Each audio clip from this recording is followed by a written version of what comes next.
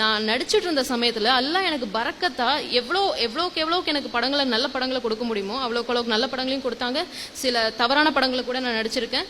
அதே மாதிரி எவ்வளோக்கு வெளிநாடுகளில் போக முடியுமோ எவ்வளோக்கு வந்து பயணங்கள் செய்ய முடியுமோ எவ்வளோக்கு என்னால் என்னோட வாழ்க்கையில் நான் உழைக்க முடியுமோ அவ்வளோக்கு நான் உழைச்சேன். ஆனால் எவ்வளோதான் உழைச்சாலும் ஒரு பாயிண்ட்ல வந்து இஸ்லாத்தை பற்றி நம்ம தெரிஞ்சுக்கிறதுக்கு அப்புறம் யோசிச்சு பார்த்தா நான் என்னதான் பண்ணாலும் எத்தனை வெளிநாடு சுற்றினாலும் எவ்வளோதான் நம்ம ஃப்ளைட்டில் போனாலும் எவ்வளோதான் நல்ல படங்கள் பண்ணாலும் என்ன பண்ணாலும் சரி அட்லாஸ்ட் நான் பண்ணுறது ஒரு ஹராமான விஷயம். அதனால எனக்கு எந்த பிரயோஜனமும் இல்லை. அந்த பணத்தினால நான் நிறைய பேருக்கு உதவி பண்ணியிருக்கேன், நிறைய பேருக்கு நல்லது செஞ்சுருக்கேன். பட் ஆனால் ஹராமான ஒரு பணத்தினால யாருக்கு நன்மை செஞ்சாலும் அது நன்மையே கிடையாது. At last I am zero. நான் எவ்வளோ உழைச்சாலும் எனக்கு ஒன்றும் கிடையாது. டே அண்ட் நைட் நான் உழைச்சி டே அண்ட் நைட் நான் இங்கே ப்ராக்டிஸ் பண்ணிவிட்டு அங்கே போய் ஸ்டேஜில் பர்ஃபார்ம் பண்ணாலும் டே அண்ட் நைட் நாங்கள் இங்கே ட்ராமாவில் டயலாக்ஸ் எல்லாம் பக்கமாக படிச்சுட்டு வெடிய தூங்காமல் ஃப்ளைட்லலாம் உட்காந்து படிச்சுட்டு அங்கே போய் ப்ராக்டிஸ் பண்ணி சம்பாதிச்சாலும் என்ன பண்ணாலும் சரி அட்லாஸ்ட் நான் சம்பாதிக்காத ஹராமான பணம். அது நான் மற்றவங்களுக்கு உதவுறதுல கூட எந்த யூஸ்மே இல்லை. ஸோ நான் என் லைஃப்பை யோசிச்சு பார்த்தா மை காட் கம்ப்ளீட்டாக ஒரு ஜீரோ லைஃப் நான் வாழ்ந்துட்டு இருக்கேன். இதனால என்ன யூஸ் இருக்கு? எனக்கு ஒரு யூஸ்மே கிடையாது. இது ஒன்று தான் என் மனசுக்கு தோணுச்சு. இதுக்கு மேலே எனக்கு எதுவுமே நினைக்க தோணலை. அதை சம்பாதிக்கணும் போகணும் வரணும்லாம் நினைக்கவே தோணலை. இதுக்கப்புறம் தோணுன ஒரே விஷயம், இனிமே வாழ்கிற வாழ்க்கை பாத்திரம் தேய்ச்சாவது வாழணும்.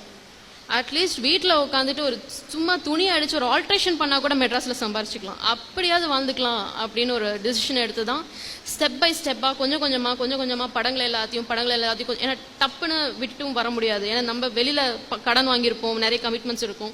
ஸோ அந்த கடன் எல்லாம் கொஞ்சம் கொஞ்சமாக அடிச்சுட்டு கொஞ்சம் கொஞ்சமாக அப்படியே வெளியில் வந்துட்டு ஒரு பாயிண்ட்ல போதும் பாசாமி அப்படின்ட்டு முடிச்சுட்டு வெளியில் வந்தேன். இப்போ ஒவ்வொரு நிமிஷமும் நான் என் வாழ்க்கையில் யோசிச்சு பார்த்தேன், யா அல்லா இதை நான் இன்னும் ஒரு 10 வருஷத்துக்கு முன்னாடி குழந்தையா இருக்கும் போதே இது எனக்கு கிடைச்சிடக்கூடாதா? ஏன்னா ஒரு இளமை காலத்தில் நடித்த படங்களை எல்லாம் கூட தவிர்த்திருப்பேன். இன்னும் கொஞ்சம் ஏர்லியராக இன்னும் கொஞ்சம் எக்ஸ்ட்ரா நன்மைகள் சேர்த்துட்டு நான் சொர்க்கம் போயிருந்திருப்பேன் அப்படின்லாம் தான் நினைக்க தோணுச்சு.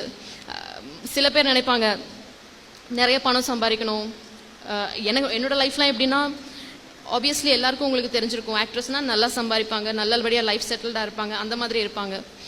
ஸோ அந்த மாதிரி இருந்தேன்னா எனக்கு வந்து கொஞ்சம் கூட நான் கவலைப்படலை. என் குடும்பத்தில் இருக்க மற்றவங்க தான் கவலைப்பட்டாங்க, ஏன் இண்டஸ்ட்ரியை விட்டு வந்தா இனிமேல் எப்படி லைஃப்பை வந்து சென்னையில் ரன் பண்ண போறா. எனக்கு கொஞ்சம் கூட நான் கவலைப்படலை. ஸோ இவ்வளோ தூரம் நான் ஒரு ஸ்டெப் எடுத்து வந்ததுக்கான முக்கிய காரணமும் இந்த மாதிரியான குரானோட தமிழாக்கத்தினுடைய மொழிபெயர்ப்பு புத்தகங்கள் படித்தது, குரான் படித்தது, ஓதுறது, தொழுது இந்த மாதிரியான விஷயங்கள் எல்லாம் மட்டும்தான் என்னை நேர்வழிப்படுத்துச்சு. ஸோ அதனால் நீங்கள் யாரும் தயவு செஞ்சு உங்கள் வீட்டில் மூடி வச்சுருக்க குரானை அப்படியே வைக்காமல் கொஞ்சம் திறந்து பாருங்கள். ஜஸ்ட் ஒரு பேஜ் திறந்து பார்த்து நீங்கள் வீட்டில் எல்லாரும் சீரியல்ஸ் பார்ப்பீங்க. இப்போ நாட்டில் பயங்கர நிறைய விஷயங்கள் நடக்கிறதுனால எல்லாரும் நியூஸில் பயங்கர பிஸியாக இருப்பீங்க. இதெல்லாமும் பாருங்கள், ஒரு 5 நிமிஷம் பாருங்கள்.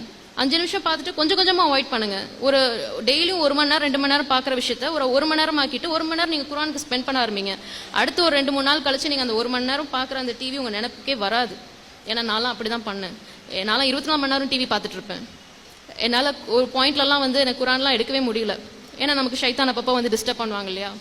அப்படி இருக்கும்போது கொஞ்சம் கொஞ்சமாக நம்ம எடுக்கணும், நம்ம ஏதோ தப்பு பண்ணுறோம்னு சொல்லி கொஞ்சம் கொஞ்சமாக அதை குரான் எடுத்து படிக்க ஒரு பாயிண்ட்ல எனக்கு டிவி பார்க்கணுன்ற தாட்டே வரல. எனக்கு பிடிச்ச ப்ரோக்ராமாக இருந்தால் கூட, ஈவன் தோ அது அனிமல் பிளானட் சேனலாக இருக்கட்டும், எனி சேனலாக இருக்கட்டும், பிடிச்ச ப்ரோக்ராமாக இருந்தால் கூட அந்த தாட் கொஞ்சம் கூட வராமல் டெய்லியும் பார்த்துட்டு இருக்கேன்னா டக்குன்னு அவாய்ட் பண்ணிவிட்டு எனக்கு அந்த மைண்ட் வந்து குரான் படிக்கணும், மொழிபெயர்ப்பை படிக்கணும், அது மனப்பாடம் பண்ணணும், ஸோ இந்த ஒர்க்கை நம்ம கண்டினியூ பண்ணணும் அப்படின்ற ஒரு தாட் தான் வந்துச்சு. ஸோ செய்கிற விஷயங்களை கொஞ்சம் கொஞ்சமாக செய்கிற சின்ன தவறுகளை வீட்டில் இருந்துட்டு செய்கிற இந்த டிவி பார்க்குறது, அனாவசியமாக அடுத்தவங்க கிட்ட பேசி டைம் வேஸ்ட் பண்ணுறது, நிறைய நம்ம வீட்டில் டைம் வேஸ்ட் பண்ணுவோம். ஸோ இந்த மாதிரி வேஸ்ட் பண்ணுற டைமெல்லாம் கொஞ்சம் கொஞ்சமாக அவாய்ட் பண்ணிக்கோங்க. அது உங்களுக்கே தெரியாது. ஏன்னா நீங்கள் டப்புன்னு அவாய்ட் பண்ணிங்கன்னா என்னமோ நீங்கள் ரொம்ப ஒரு சன்னியாசி ஆன மாதிரிலாம் உங்களுக்கு ஒரு ஃபீலிங் வந்துடும். ஸோ அதனால் எல்லாருமே கொஞ்சம் கொஞ்சமாக அதை அவாய்ட் பண்ணுங்கள்.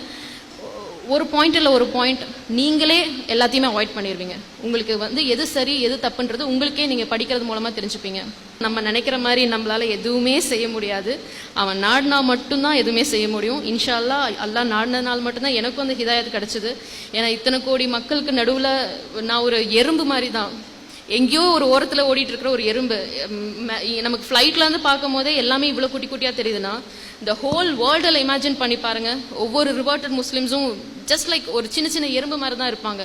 ஸோ என்னை தேர்ந்தெடுத்து எல்லாம் எனக்கு அந்த ஹிதாயத்து கொடுத்துருக்கும் போது ஒரே ஒரு விஷயமும் இப்படி தான் நடக்கும். ஸோ தயவு செஞ்சு உங்களோட எல்லா பொறுப்புகளையும் அல்லாஹ் கிட்ட விட்டுருங்க. நிச்சயமா அல்லாஹ் நீங்க நினைக்கிறத விட சிறப்பாக செஞ்சு கொடுப்பான். ஆனா இது எப்போனா நீங்க முழுசா நம்பணும். கொஞ்சம் அல்லாஹ் கிட்ட விட்டுட்டு கொஞ்சம் ஒரு 10 நாள்ல நடக்காம 15வது நாள் போய் நீங்க மற்ற தர்கால போய் தொழுவுறது, மற்ற விஷயங்கள் பண்றது, இருக்கிற தவறான விஷயங்கள் எல்லாம் பண்ணி ஒரு பேட் எக்ஸாம்பிளா வாழ்ந்துட்டு இருந்தீங்கன்னா அது நடக்கவே நடக்காது. மிகப்பெரிய பிரச்சனையில தான் போய் மாட்டுவீங்க. இல்ல சில பேருக்கு கொஞ்சம் நல்லதா நடக்கிற மாதிரி எல்லாம் தெரியும், அது கொஞ்சம் காலத்துக்கு மட்டும்தான், அதுக்கப்புறம் ரொம்ப கஷ்டப்படுவோம். ஸோ நம் சகோதரிகள் யாரும் கஷ்டப்படுறத நம்ம பார்க்க வேண்டாம். முடிஞ்ச அளவுக்கு உங்களோட எல்லா பிரச்சனைகளும் அல்லாஹ் கிட்ட விட்டுட்டு அல்ஹம்துலில்லாஹ் அல்லாஹ் பார்த்துப்பான் அப்படின்னு விட்டுருங்க. அதுக்காக நீங்க முயற்சி எடுக்க வேணாம்னு சொல்லலை, உங்க முயற்சியை எடுங்க. அதுக்காக என்னால மட்டும்தான் பண்ண முடியும், நான் மட்டும்தான் செய்வேன்ற அந்த ஒரு ஆணவத்தை தயவு செஞ்சு தூக்கி எறிஞ்சிருங்க.